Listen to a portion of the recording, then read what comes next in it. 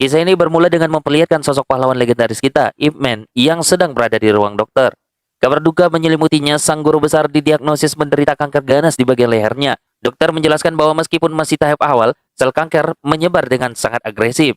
Harapan satu-satunya hanyalah kemoterapi rutin, dan dokter memberikan peringatan keras agar Ip Man segera menghentikan kebiasaan merokoknya demi bertahan hidup. Di sisi lainnya, suasana sekolah bela diri Ip Man pun mendadak riuh dengan kedatangan seorang pria asing bernama Billy.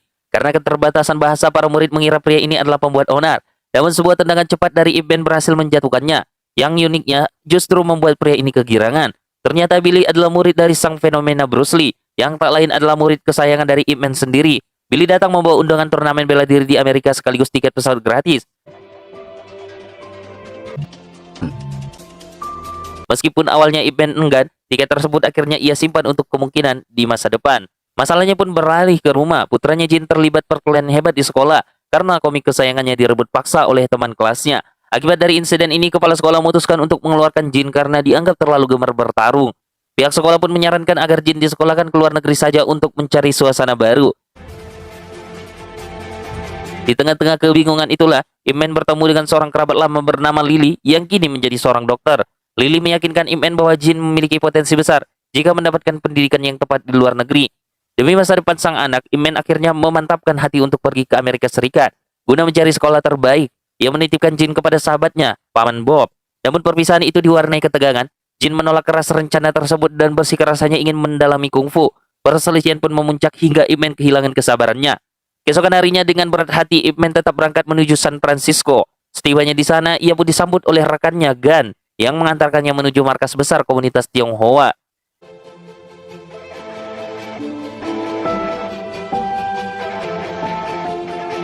Ip Man mendatangi Asosiasi Kebajikan Tionghoa untuk meminta surat rekomendasi sekolah bagi anaknya.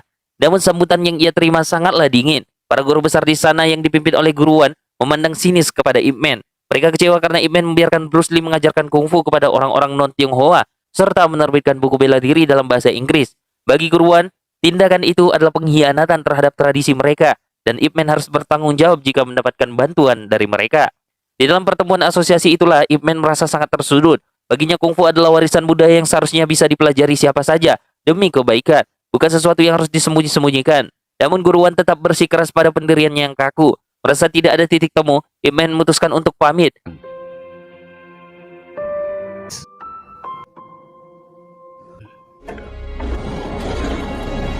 我認為係一件好事。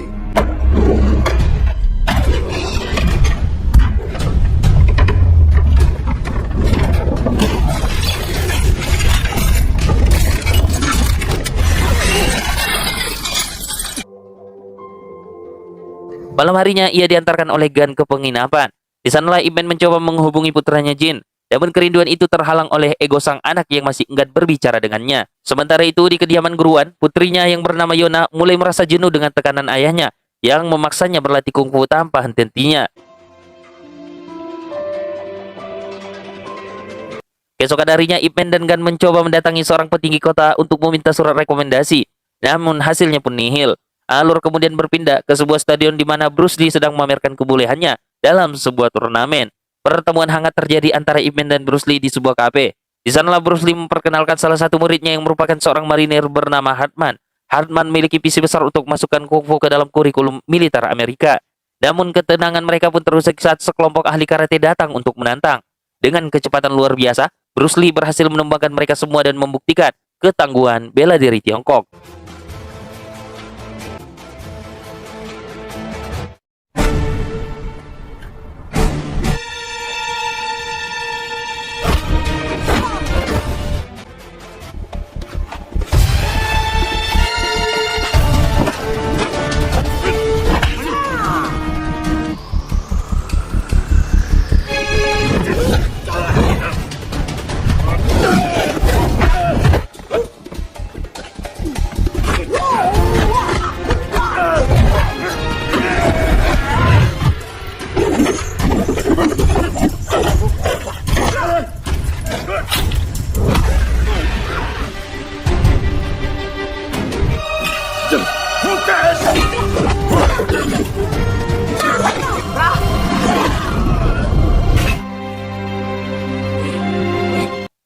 Berbekal bantuan pengacara dan rekomendasi dari Bruce Lee, Ip Man mendatangi sebuah sekolah asrama untuk mendaftarkan Jin.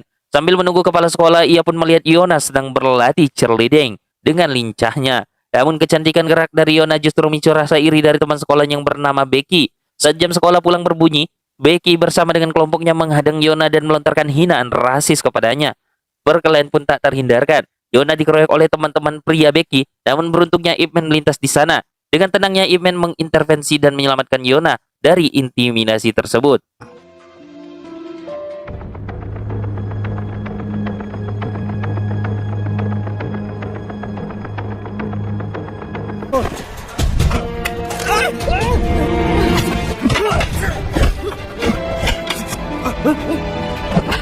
Ip Man kemudian mengantar Yona pulang ke rumahnya di Chinatown. Sepanjang jalan, Yona bercerita berapa seringnya ia menjadi korban perundungan. Namun sang ayah selalu melarangnya untuk melawan. Setibanya di rumah, Guruan justru memarahi Yona karena dianggap telah mencoreng nama baik keluarga dengan berkelahi. Di hadapan Ip Man, Guruan menjelaskan kondisi sulit warga Tionghoa yang terancam diusir dari tanah Amerika. Guruan kemudian memberikan syarat jika Ip Man bisa mengalahkannya dalam duel, maka surat rekomendasi untuk Jin akan diberikan. Duel sengit satu tangan pun terjadi, namun terhenti seketika saat gempa bumi mengguncang kota. Ip Man menegaskan bahwa kedatangannya murni untuk melindungi Yona, bukan sekedar mencari selembar kertas.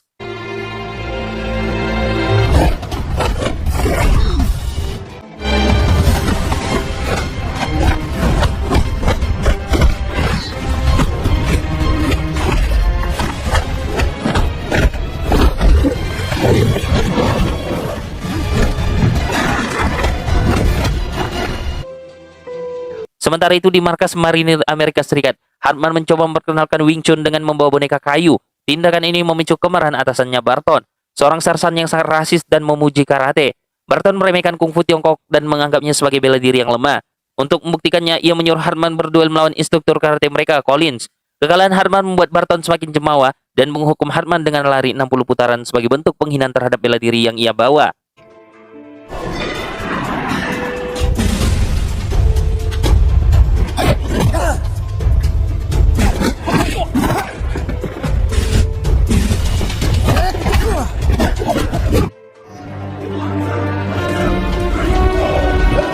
Di sudut sunyi, Ip Man masih tak bisa lepas dari kepulan asap rokoknya. Meski raga mulai digerogoti sakit dan peringatan dokter terus terngiang, kedatangan Yona memecah keheningan. Di situ membawa surat rekomendasi yang ia curi dari ayahnya demi membantu Ip Man. Namun dengan bijak Ip Man merobek surat itu, ia tidak ingin Yona menanggung resiko besar akibat tindakan nekat tersebut. Dalam obrolan hati ke hati, Yona mencurahkan kegundahannya tentang paksaan orang tua. Ip Man yang juga seorang ayah hanya terdiam, menyadari bahwa ia pun seringkali bersikap egois pada anaknya sendiri. Sebagai bentuk dukungan, Ip Man berjanji akan datang ke karnaval untuk melihat tim pemandu sorak Yona beraksi. Namun badai mulai berhembus dari arah lain. Becky, gadis yang sebelumnya berselisih dengan Yona, memfitnah bahwa luka dan potongan rambutnya adalah ulah Yona. Hasutan ini menyulut kemarahan orang tua Becky yang berpengaruh, memicu pergerakan Departemen Imigrasi untuk menyerang Asosiasi Kebijakan Tionghoa. Sementara itu di pangkalan militer, Hartman berhasil meyakinkan jenderal untuk membawa kungfu ke dalam kurikulum militer. Hal ini memicu amarah Barton, seorang perwira yang rasis dan arogan, bernama Collins menyusun rencana untuk menghancurkan martabat bela diri Tiongkok tepat di hari karnaval. Hari yang dinanti-nantikan pun tiba, karnaval pun berlangsung meriah. Namun Ip Man terkejut melihat Yona yang tampil tanpa seragam kungfu, melainkan pakaian biasa sambil terus mencari keberadaan ayahnya, Guruan. Di tengah lain nasib malang menimpa Guruan, ia ditangkap oleh petugas imigrasi atas tuduhan palsu terkait status imigran ilegal di Chinatown.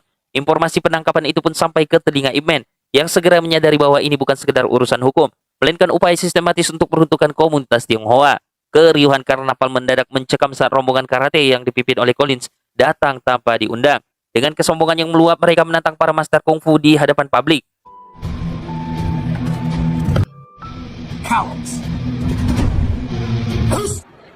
Satu persatu guru bela diri tumbang di tangan Collins yang brutal. Saat harapan mulai menipis, Ip Man maju ke tengah-tengah arena. Dengan ketenangan seorang legenda, ia pun mematahkan kesombongan Collins lewat jurus Wing Chun yang presisi. Kemenangan Ip Man memicu decak kagum, namun situasi justru semakin genting.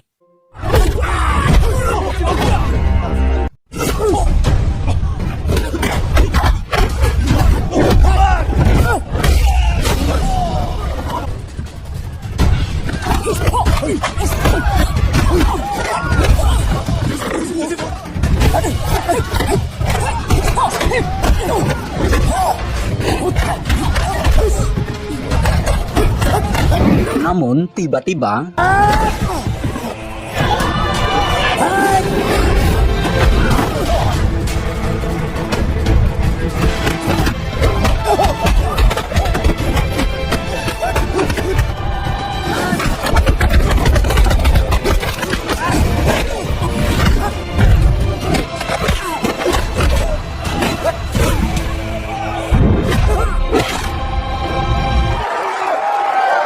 Di kantor imigrasi, tekanan terhadap guruan semakin menggila.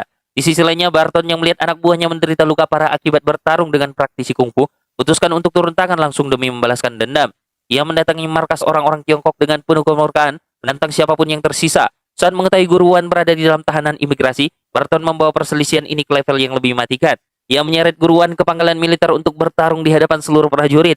Harman hanya bisa menatap cemas saat guruan dengan segala kehormatannya menerima tantangan maut dari Barton untuk membuktikan bahwa semangat kungfu tak akan pernah bisa dipatahkan oleh penindasan. Pertempuran di markas militer pecah dengan beringas. Guruan yang maju demi harga diri harus menghadapi kebrutalan dari Barton. Meski telah mengerahkan seluruh kemampuannya, perbedaan fisik dan cedera kaki yang parah membuat guruan tumbang dengan tulang yang patah.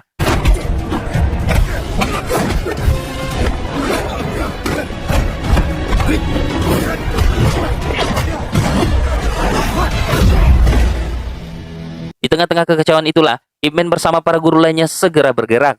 Melalui kabar dari Hartman, mereka mengetahui bahwa guruan kini terbaring kritis di rumah sakit. Malam yang sunyi di Amerika membawa Ip Man pada titik terendah hidupnya. Ia mencoba menelpon putranya Jin, namun kerenggangan hubungan mereka membuat Jin enggan untuk mengangkatnya. Beruntungnya Paman Bob meyakinkan Jin bahwa ini mungkin kesempatan terakhirnya bicara dengan sang ayah yang kini sedang berjuang melawan kanker. Dalam percakapan telepon yang menyayat hati, Ip Man menurunkan egonya. Ia minta maaf karena selama ini terlalu keras dan memaksakan kehendaknya. Ia berjanji akan mendukung apapun pilihan hidup Jin, termasuk impiannya dalam dunia kungfu.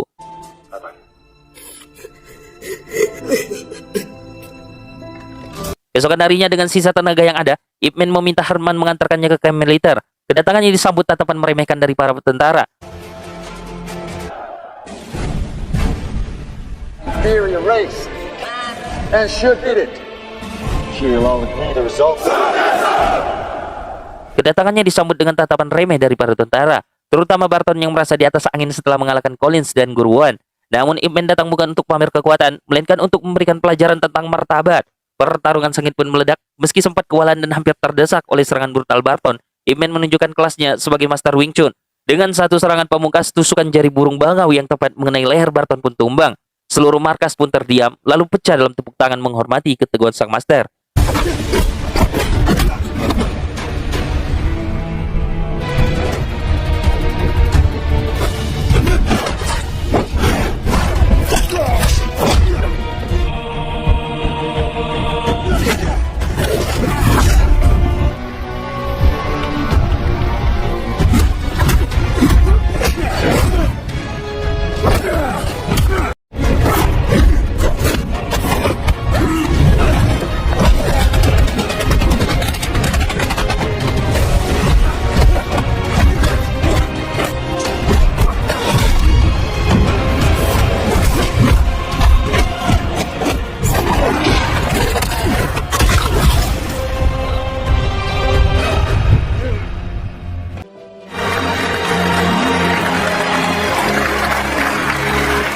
Setelah badai pun berlalu, guruan yang mulai pulih akhirnya memberikan surat rekomendasi sekolah untuk Jin sebagai tanda hormatnya. Namun Ip Man secara mengejutkan menolak surat itu. Ia sadar masa depan Jin bukan di Amerika, melainkan bersamanya di tanah kelahiran.